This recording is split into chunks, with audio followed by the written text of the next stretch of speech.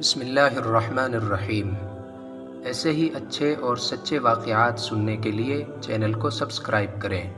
خوبصورت بیوی سے سہاگ رات نہیں منائی۔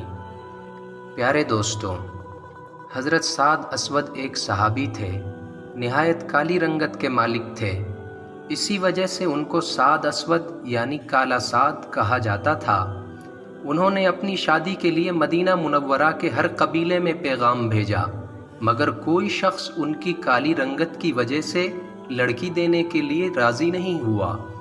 آخرکار حضرت سعد تنگ آ کر حضور صلی اللہ علیہ وسلم کی خدمت میں حاضر ہوئے اور اپنی پریشانی بیان کی۔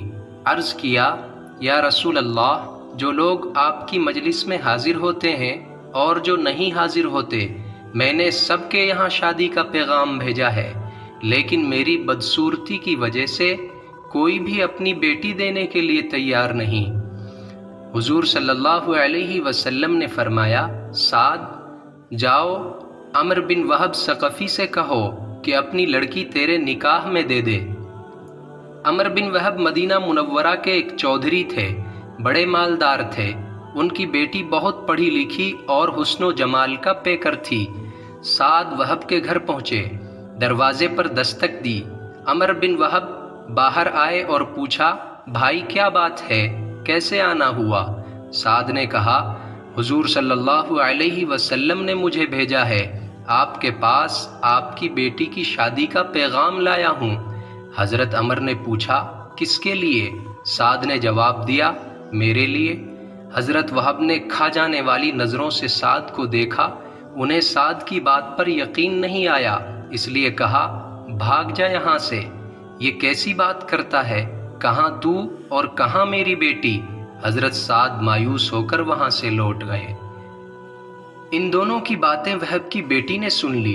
وہ نہایت حسین اور عقل مند تھی۔ وہ دوڑتی ہوئی آئی اور اپنے والد سے کہا، ابا جان، سوچ تو لیا کریں، کیا کہہ رہے ہیں؟ آپ نبی کی بات کو ٹھکرا رہے ہو، ہلاک ہو جاؤ گے۔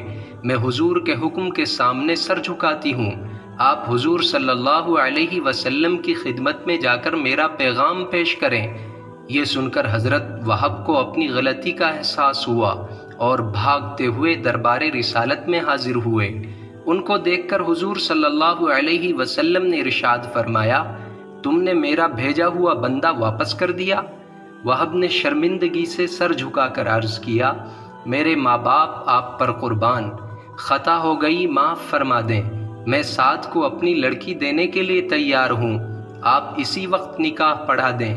آپ صلی اللہ علیہ وسلم نے نکاح پڑھا دیا، 400 درہم مہر مقرر کیا اور سعد سے فرمایا، جاؤ لڑکی کو لے کر آؤ۔ انہوں نے عرض کیا، یا رسول اللہ، میرے پاس تو ایک بھی درہم نہیں، میں 400 درہم کہاں سے لاؤں؟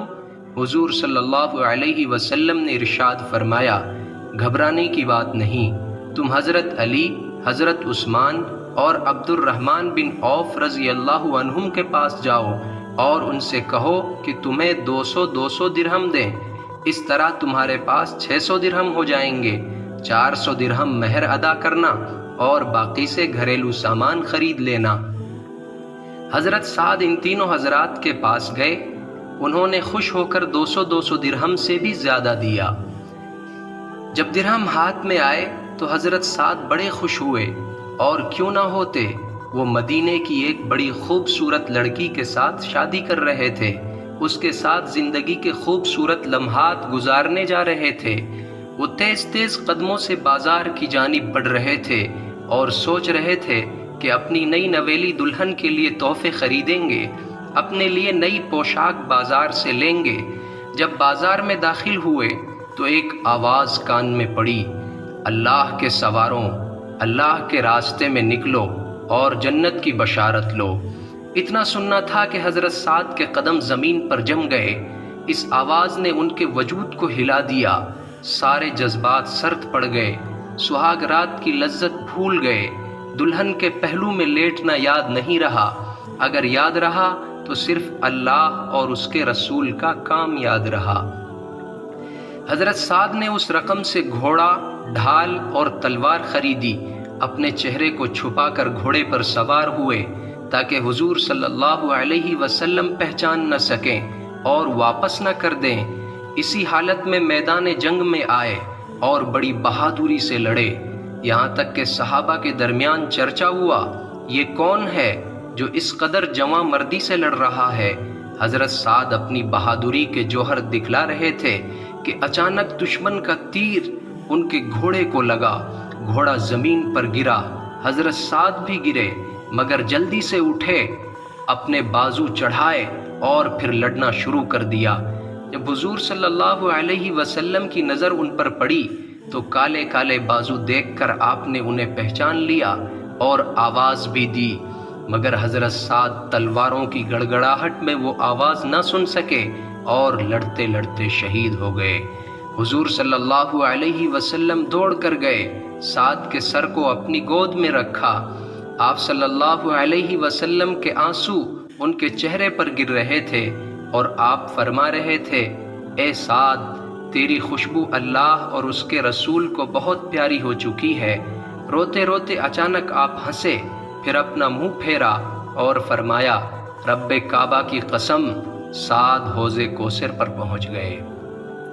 صحابہ نے عرض کیا، یا رسول اللہ، پہلے آپ ہنسے پھر روئے، پھر آپ نے منہ پھیر لیا، یہ کیا معاملہ ہے؟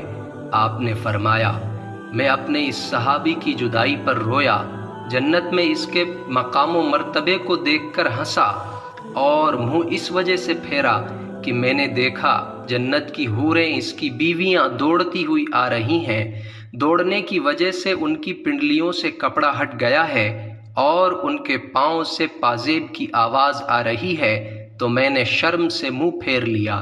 اس کے بعد آپ صلی اللہ علیہ وسلم نے فرمایا، جاؤ ان کی بیوی کے گھر والوں سے کہہ دو کہ اللہ تعالیٰ نے سعد کو تمہاری بیٹی سے زیادہ خوبصورت بیویاں عطا فرما دی ہیں۔